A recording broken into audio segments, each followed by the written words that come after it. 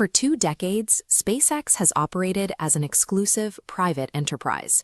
In that time, they have built a near monopoly on orbital logistics, launching roughly 85% of everything that leaves Earth. Now, the company has filed to move on to the public stock market, targeting a valuation of $1.75 trillion. To reach that valuation, they are looking to raise between $50 and $75 billion directly from individual retail investors. This IPO effectively transfers the financial burden of building a Mars-bound fleet from a small group of private backers to the general public. To take that much public money, federal law requires a company to open its financial books to the government. The resulting 300-page S-1 filing is a jarring read. It pulls apart the public narrative and exposes the raw financial data operating beneath the surface. The fine print outlines a specific transaction: give them your savings to fund their hardware, and legally forfeit your right to influence how the company is run. The filing does show one success. Starlink, the company's satellite internet business, generated $11 billion in revenue last year alone. This chart contrasts that revenue with the Mars program. While Starlink is profitable, the Starship project resulted in a $4 billion loss in the first 3 months of this year. Testing and manufacturing this massive hardware requires an immense amount of capital, and the current burn rate suggests the losses are accelerating. Then there are the internal spending habits.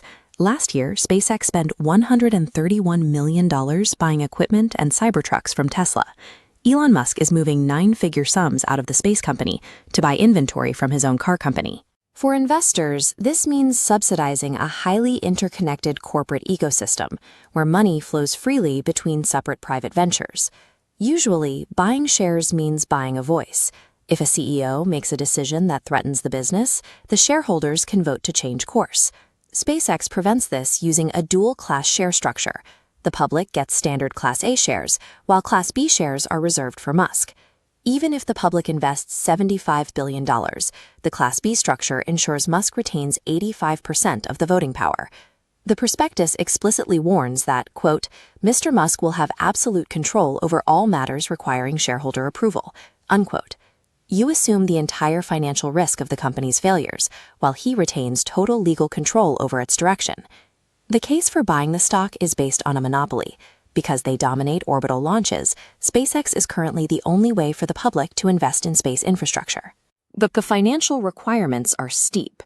To justify a $1.75 trillion price tag, analysts calculate the company must achieve 40% growth every year for the next decade.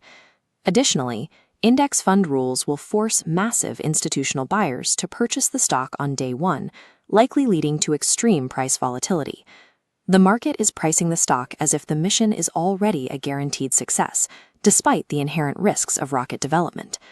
Buying this ticker is less a traditional financial calculation and more a commitment to Elon Musk's personal roadmap for the future. They need public capital to reach their long-term goals, but your opinion on how that money is spent is legally required to stay on Earth. Investors must decide if they accept these legal restrictions to claim a stake in the mission, or if it is safer to watch the fireworks from the sidelines. In this new era of private spaceflight, the public is expected to foot the bill, but we are no longer invited to help steer the ship.